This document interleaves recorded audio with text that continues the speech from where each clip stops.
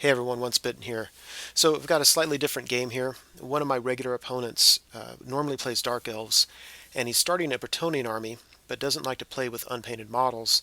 So he has a themed Khainite Dark Elf list, and he wanted to see if it can be beaten by Bretonnians, because it's kind of the way it's built, seems like it's almost anti-Bretonnia. So he asked if we could switch armies. He used my models, I play his Dark Elves, and give it a go. So I said sure. He handed me the list. I looked at it. And I'm like, I don't. I mean, anything could happen in a game, but I don't see how Bretonnia could beat this list. A lot of stubborn units who can get Killing Blow really easily. Um, just a lot of nastiness here. So we thought we'd give it a go, and it looks something like this. So starting on my far left are some Dark Riders, crossbows, executioners with the Battle Standard Bearer giving Always Strike First banner, Witch Elves, there's a Cauldron of Blood behind it, Shades up in the top, a bunch of warriors with the level 4 Sorceress. She's got the Lore of Metal and the Pendant of Kaleth and the Sacrificial Dagger, and some Harpies on the right. So obviously he has Peg Knights in front. He's got a big unit of Knights of the Realm here on my far right. He's got a General in there. He has the build where he has to issue and accept challenges, and then he can reroll hits and wounds in a challenge. And he's got the sword that his strength is always one better than your toughness. There's also a level 4 with, I believe, Lore of Heavens. He's got a unit of 7 Grail Knights with a level 2 Lore of Beasts, a Trebuchet, another unit of Knights of the Realm, a lot of Men-at-Arms, and then a big unit of Knights Errant, presumably with the Errantry banner. And this unit right here also has the +1 movement banner. And I could be wrong, it could be the Grail Knights, but anyway, one of his units has +1 movement banner. So it looks like that. Close up of my guys. And we move to Dark Elf turn 1. It is so nice to go first. I love it. So I move my Shades up. I really like my Shades to get to that Trebuchet, but he's got a lot of troops in the way, so they'll just shoot at some Knights Errant and just kind of mess around. Went ahead and marched my Dark Riders up to get them in the game. Lost one to dangerous terrain. And really I'm just kind of moving my troops over. I would like my Executioners to deal very quickly with the Knights Errant and then move over here to the right where obviously he's going to be bringing his troops. The Witch Elves, I can see them going against his cavalry units if I give them the Killing Blow special ability from the Cauldron of Blood. Otherwise, I'd rather them just mop up the Men-at-Arms real quick. And if I can engage the Men-at-Arms in that forest, they can't be steadfast, and I think I'll beat them very quickly. I didn't move forward with my warriors. What I'm trying to do is swing my battle line around, make him decide which way to go around the house, and I think I have him outranged. He's got that Trebuchet, but once he gets a little bit closer, the Lore of Metal I've never used it, but it seems like it could really do a lot of damage to him. So it looks like that. She miscast getting some spell off that did nothing, so she takes a wound. The Shades shoot here at the Knights Errant and kill a couple. And actually, 3 ended up dying. I wonder if the Dark Riders killed another one. Anyway, we go to Bretonnian turn 1. So very obviously he wants to come around this building. You can see, by the way, I took my Harpies and hid them in the corner. I don't want his Peg Knights charging my Harpies if I can help it. So I want to keep them in reserve to stand in front of one of his units so he can't make a crucial charge. Anyway, you can see how he's moving around. This was a rules question. It wasn't a big deal in the game, but we just had it. The BSB was with the Knights Errant, and he could move 16 inches, and that got him to the rear of the unit, but it wouldn't have gotten him anywhere near the front rank. And so we had a question of, can you march to the unit and then kind of slingshot to the front rank, or do you have to have the distance to get to the front rank? And it'd be nice to know the answer to that, but anyway, he pulled his BSB out and brought him over to where the most of his troops are. This move really surprised me. He just reformed his Knights Errant and started walking away. Probably didn't want him to get him anywhere near the Executioners, and I certainly don't blame him for that. His Trebuchet, he actually aimed it on top of the Executioners, and it scattered and hit right on top of the Witch Elves, killed about a third of the unit. which I didn't like, by the way. And we go to Dark Elves turn 2. So you can see with my warriors, I really just kind of camp out on that hill. I want to get my battle line together. I'm moving my Witch Elves. I'm letting the Witch Elves guard my flanks so the men-at-arms don't come bug me. And I want to get the Executioners lined up to come up and form a battle line with my warriors. And I am still very happy with how things are going this game, even though there's some little weirdness going on. Over here, I could not resist the charge, Shades into the rear of his Knights Errant. My thinking was, I starting off with a charge and a +2 bonus for charging in the rear. He'll have at least 1 rank and a banner. So I start off at 1, as long as I kill at least 1 guy, and then I guess I'd be at 2. So I'm kind of assuming I'll win. He'll be steadfast on a 7, and I like my odds of breaking him. So it's not what the Shades were initially deployed here to do, but again, him turning around on me like that, I could not resist that charge. So what happens is I go in and I kill 1 knight, and he turns around and kills 3 of my Shades. So he wins combat. He doesn't chase me down, thank goodness, but his pursuit gets him facing my lines again and gives him a free charge into the flank of my Dark Riders. That was a nice lesson learned. I think, Shades are not designed to go against 2+ armor saves. So we go to Bretonnia turn 2. You see he's, again, just kind of keeping his battle line together, bringing it around the outside of the house.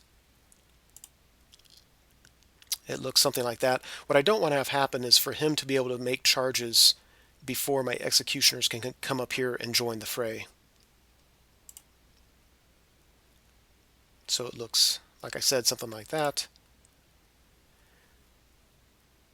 Everything here looks the same. And so he rolls a direct hit with a trebuchet and kills a 1/3 of my Executioners, which I thought was, bad form. You shouldn't get more than 1 direct hit a game, right? I never seem to. His Knights Errant easily beat my Dark Riders. I get away, but again, it brings him closer to my line. I don't like how his Knights Errant are looking to flank charge my Executioners, because, it could just tie us up forever, and I don't need that. So we go to Dark Elves turn 3. So my Dark Riders rally, and I park them right in front of his Knights Errant, so we can't get that charge in, I don't think.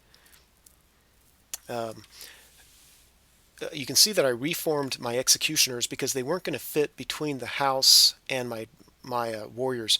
Now my decision here was, do I just back up the warriors and bring the Executioners up and get everybody in a line, or do I charge the warriors into the Pegasus Knights, which would be a relatively easy charge to make? I should beat him, and then I could overrun into his general's unit and use the Harpies to redirect everybody else and see if that works. So I went with that option. I failed my charge, and so I had to pull my Harpies up here to block his general's unit so they couldn't get the inevitable charge that's coming next time between all those other guys. Yeah, there it is. So I was thinking, charge the Peg Knights, win, overrun into his general's unit, park my Harpies in front of his Grail Knights so they couldn't make it into that combat. And then if you look at the top left, my Witch Elves were able to see his Battle Standard Bearers unit.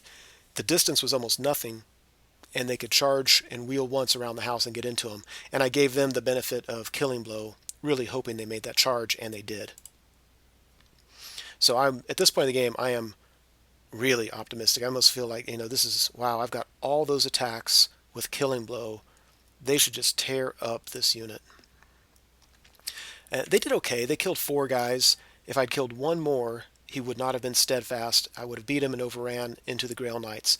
As it was, he was steadfast, he easily held, and we just reformed.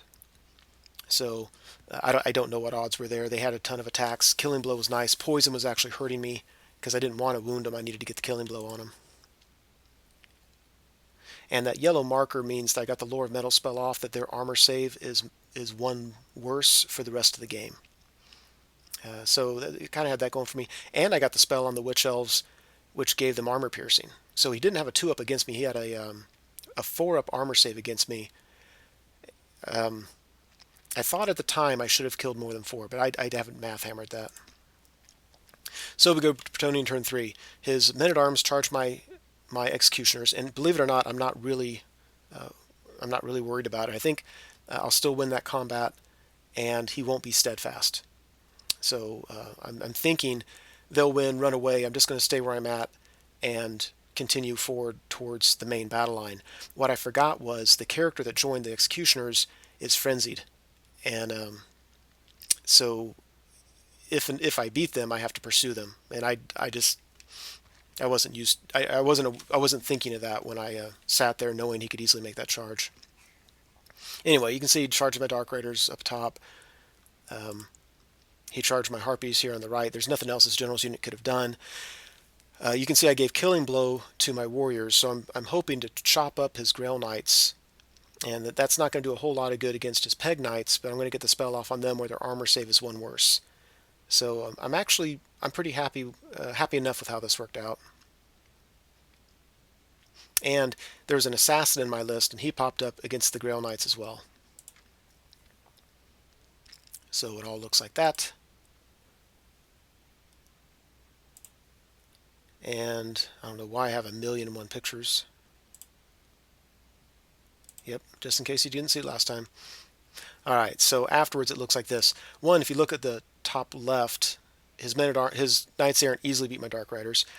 My Executioners beat the Men-at-Arms. He needed a 5 to stick around, and he rolled a 5. So I just reformed to face him. I need to kill him as quickly as possible, and then reform. And again, I was forgetting that I was frenzied. Up to this point, I still hadn't thought about it. Here at the bottom, you can see I killed 4 Grail Knights. I can't really complain about that. That's pretty nice. The problem is he killed a good 10 or 11 of my warriors, so he won combat. I stuck around, and my sorceress may even have Crown of Command. Matter of fact, I'm pretty sure she does. So I knew I'd stick around, but it was really hard to wound those Peg Knights. Just the extra toughness, and even the 4-up and then 6-up it was hard to get them through. This one kind of broke my heart. My Witch Elves did nothing. Now, of course, this time they didn't have. Well, yes, they did. Yeah, they had. I'm confused if they had Killing Blow or not. I guess they must have had it. So anyway, they didn't do anything and got beaten in combat and ran down. So that beautiful charge I made around the house really didn't work out the way I wanted it to. And I don't plan on playing Dark Elves, but it'd be nice to understand if that was a good move or if that was poorly conceived. Like the Shades into the rear of the Knights Errant, I think was poorly conceived. The Witch Elves into the flank of the BSB's unit, I don't know, I kind of liked it. Anyway, I think I lied over here. I think these guys do have Killing Blow, so I must have not had it on the Witch Elves. So I guess I can't complain about the 4 wounds I did last time. Anyway, it looks like that. So we go to Dark Elves. There's really very little I have to move. My Shades decided to rally, which I appreciated. My crossbows just backed up a little bit, and then they're just going to shoot. They backed up enough that when the Knights Errant charge them, they'll get a stand and shoot reaction. So I'm going to shoot him now and then shoot him during his charge phase. He got the Curse of Honor here off on my guys, but then I've got Enchanted Blades off on him, so I'm at -1 to hit and +1 to hit. The Lore of Metal. I'm getting spells off left and right, and I just can't get wounds to go through. It's crazy. These guys have 2-up armor saves, and I think that Lore of Metal, I should be just toasting this unit, and he's making his saves left and right. I think I finally killed a few this turn. And now this battle, I'm realizing, is just a lost cause. It's just, they're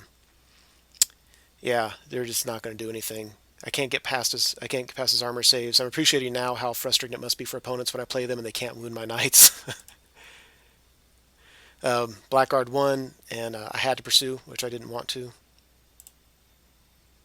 And we go to Dark Elf turn 4. Oh wait, that's still Dark Elf turn 4. So we go to Bretonnian turn 4. So his Knights Errant charged my crossbows. You can see the shooting really, it did its work. I can't complain. I mean, he's down to a pretty small Knight Errant unit on the left. His Men-at-Arms rallied. His Battle Standard Bearers unit reformed. His general got a charge into my general's unit, so that's going to be the death of my general, and that's pretty much the game too. Right there. So on my turn, man, I could test not to charge on my turn. But yeah. So it's looking like that. After combat, I don't know who won. I think he won. I was steadfast, something like that. So we just reform, it's kind of a moot point. He kills my general and her whole unit, so yeah, it's really spelling the end of the game. Over here, I charged his men-at-arms and he fled, which was a good move because had he gotten away, I would have failed charge and would have been easy counter-charge by his battle standard bearers unit. As it was, I caught him, I tested to reform, I reformed, and now I'm begging him to charge me. I mean, I don't say anything, of course. Anyway, things are looking like that. I move my Cauldron of Blood up to get him closer to the Executioners and out of charge arc by his general's unit.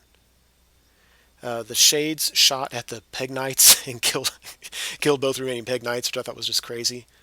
Kind of funny. Yeah, this battle's just, whatever, just going on. I mean, yeah, it's all a moot point at this point. Bretonnia turn 5, his general charges the flank of my crossbows. That's going to be the end of them. Up at the top, he reformed his battle standard bearers unit and just moved them so that my executioners can't see him. Yeah, so my executioners are now just effectively out of the game. Like I said, that's when you almost don't even need to roll the dice there. He wins. I actually get away. So he let me shoot on my turn just to do it, and I killed the rest of the Knight's Errant unit. We could have gone Bretonnian turn 6, but what's the point? I mean, he easily had the game wrapped up. So that was a really weird game. I still look at the list and I'm thinking a Dark Elf player that knows what he's doing should win that game 9 times out of 10. I mean, just it almost seems like that's his themed list. He didn't build it just to go against Bretonnia, but it's should be especially hard for Bretonnia. So I was very, very thrilled to see how he played Bretonnia and how he pulled out the victory against a list that I think would be very tough to go against with it. So my guess is we'll do this again pretty soon because I'm embarrassed. I think I should have played a better game with the Dark Elves and done better with them. I think there's a learning curve with any army. I'm certainly not one of those players that can pick up an army and play it well. So I think Dark Elves are still somewhat forgiving. So I think it's just a very short learning curve, and I think they could be more of a lethal army to play with. But anyway, victory to Bretonnia. Hope you enjoyed it.